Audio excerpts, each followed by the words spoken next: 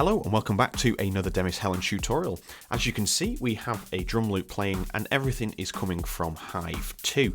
So I've been wanting to do this video for a while, and just using the directory search here, drums and hits, you can find kicks, claps, hats, snares, everything that you want to find in there. And you can see that I've loaded up 5 versions of the instrument and chosen a kick, a clap, a snare, a closed hi-hat and a open hat. And they're playing this pattern that you can hear. All routed through to a drum bus, and just to open up the mixer, we've done some basic gain staging and a couple of low cuts here on the EQs. I'll just show you there on the hats, just to get rid of any of that low detail. So I just want to point out that this is not affiliated or in association with U-HE that make Hive 2. This is just something that I've been wanting to do for a while. So just to kind of clear the water on that one. So let's look at the kick, and we're going to do some processing using third-party plugins. So on the kick, we are going to use Axis to start with. Now this is my go-to multi-band compressor for kick drums now.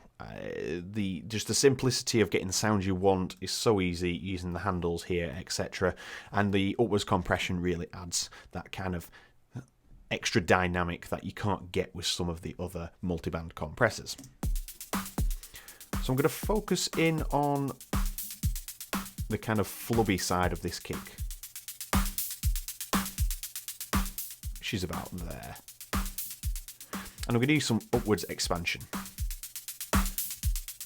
And at the same time, I'm going to turn down the stereo spread to put it into mono, essentially. And then I'm going to do the same.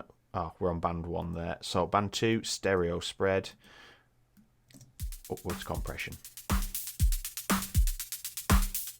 So we want to go a bit harsher here, and let's just go back to the compressor here. Let's do it a bit less on there. So let's listen to that now. And I'm going to bring this down. Set stereo spread there a bit. Increase the gain, upwards compression. So it just gives it a little bit more presence. And I'm not going to bother with this midsection here. I've kind of got the sound that I want. So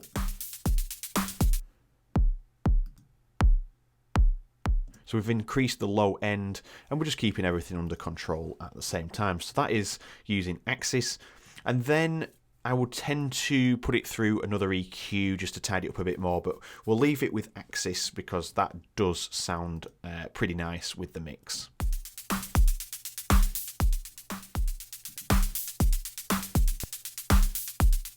Okay, so this clap that we've picked here is not too great, so I'm going to use Pro Q. I'm going to cut some of this low information out. We don't want it. And you can see it's heavily focused here around 850 Hertz. And if we put the piano roll on here, we're roughly on A. So let's choose A up here, and we'll increase the gain. Beautiful. So we're adding some extra tonal quality there. So I'm just monitoring the outputs.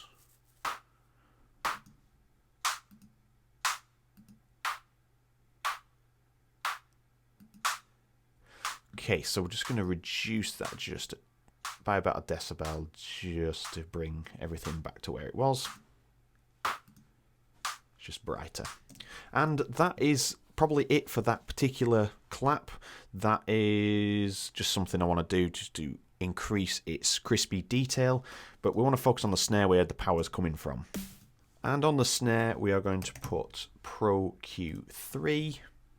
And we're going to hide this harmonic here that is kind of taking over. And I don't really want it to take over. It's on G. We could pitch it up in the synth and obviously make it match our project, but we're not going to. We're just going to cut it out.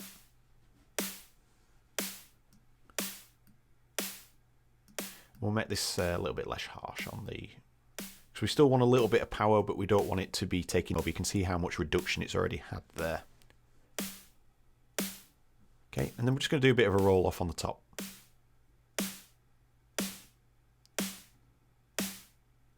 Because what happens with synths, when you're using the white noise, it gets a little bit crowded up here, and with all the layers that we've used, they're using white noise quite a lot.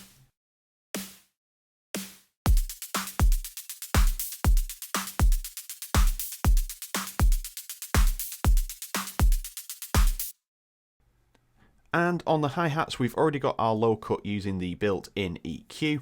And what we're going to do is use some saturation. So EQ is at the front of our chain, and then saturation is going to be second in the chain. Now, what we're going to do is just drive some saturation and balance the output on the way out.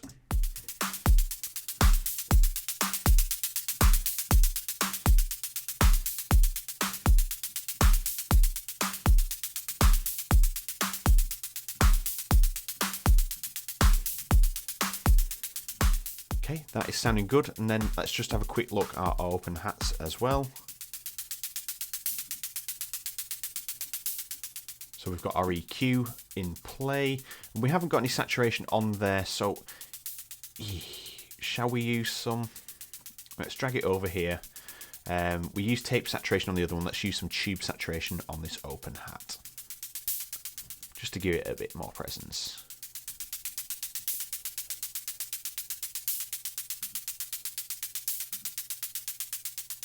Okay, that adds a little bit more weight and gives a bit more harmonic content into that hat. It makes it sound a little bit thicker.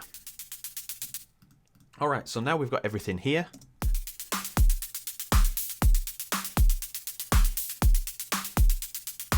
Sounding good.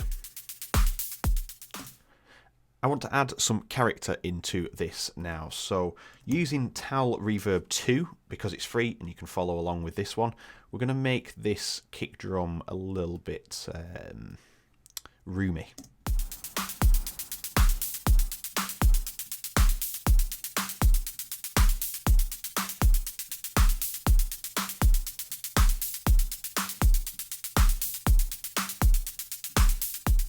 I'm just cutting some of the mids out.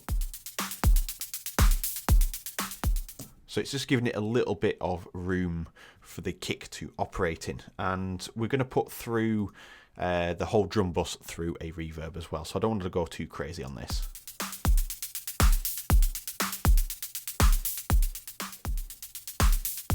Just to get away from how it sounds so dry. Just gives it a little bit more definition. Okay, so we've routed through to a drum bus, and if you're struggling to do that, just right click and add group track, and then you can route everything through, and you can select all your tracks at the bottom here. And when you go to route it through, if you hold shift, you can select drum groups and it'll send all highlighted through to your drum bus. So on the drum bus, we are going to use a collection of plugins that are pretty unique to the way I process some of my drums in my non-electronic music. So first things first is U-HE. Now this is a free compressor and it has quite a big sound. If you haven't already seen the review, that is on screen now for you to go and check out. But what this does is rely on a hot signal coming in and you attenuate that. So how it works is it goes through the compression using the release fast and slow knob here, and then the threshold, and then this is kind of intensity, if you want to call it that, rather than it just being volume. And then you've got a power output for obviously making the plugin work. So let's have a listen. So let's drive the volume up to halfway.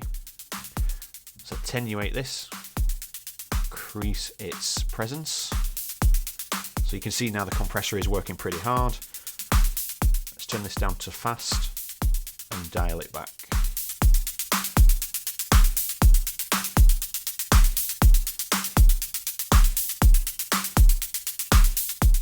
So the kick's quite sharp there, more boomy there, so we'll have it about there.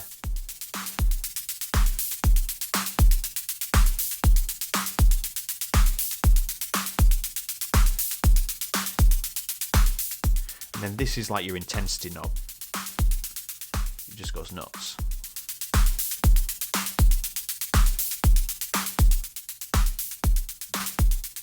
So it's a nice way to glue everything together. I do prefer the sound of U-HE to certain other compressors that I have in my collection at the moment.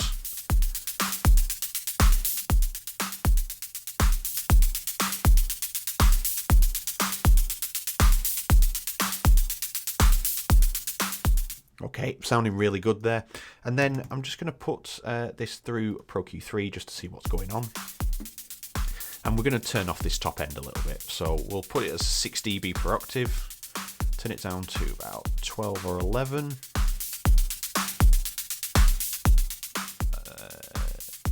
Yeah, about 13,000 hertz sounds good. So this is the result of so much white noise being used in the track.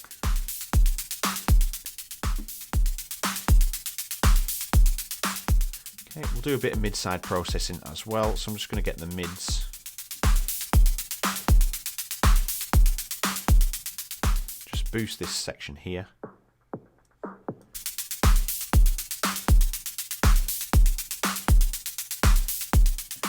And if you're struggling to keep your bass mono during all this processing, you can use any sort of mid-side processing tool. And on here, we can just select side detail, and we can drag this across, and everything below is in mono, essentially, because the side detail's been removed.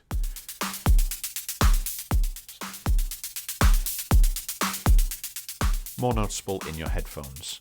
So I just want that as a little bit of a gentler slope, just so there's a bit more of a crossover. Give the bass a bit more power. I'm just going to roll off sub 20 hertz there.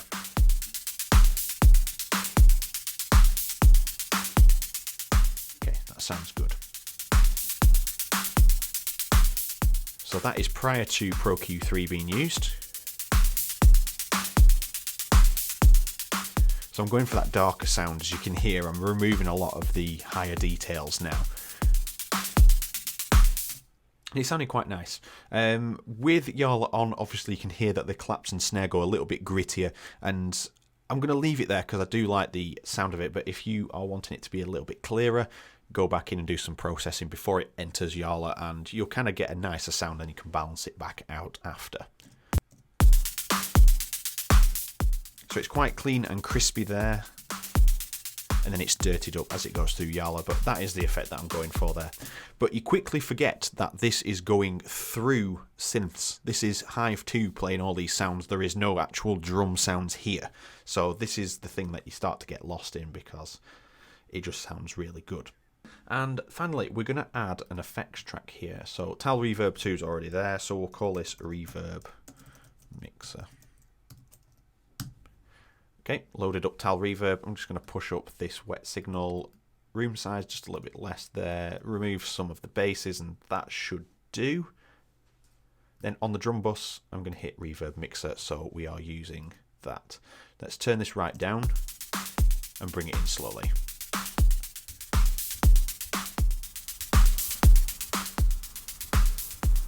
Okay, so that's a little bit too intense. Just turn that down. And we're going to bring it down to a level that sounds nice.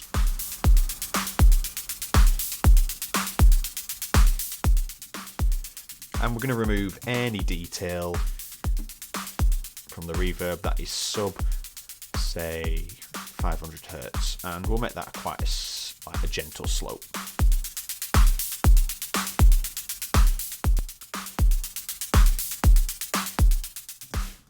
Okay, so that eliminates the kick really triggering the reverb. There is no lower frequencies coming through, just a tad with the gentle slope.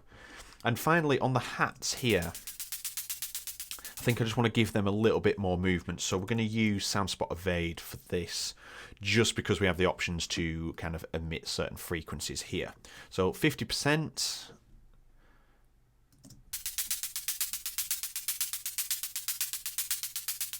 I'm just going to use a basic side chain there. Let some of those higher frequencies come through to about 8K maybe.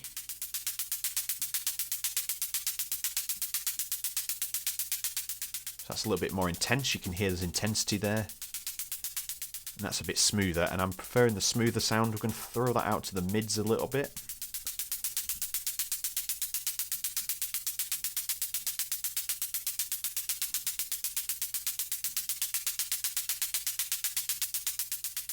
So that gives you the impression that the hats are being ducked by the kick, even though we haven't got a 4 to the floor. It just adds a little bit of movement in.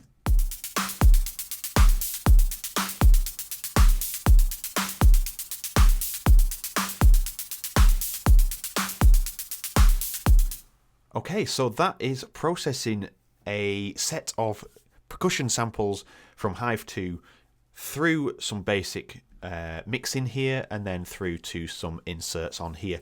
And you can see we've yielded some good results just from using 2 plugins here, and then obviously some reverb. So 3 on the final master, the drum bus, shall we say. So if you enjoyed the video, let me know down in the comments. Drop a like, and also consider subscribing if you haven't already. 3 videos a week. And yeah, thank you very much for watching, and I'll see you in the next video.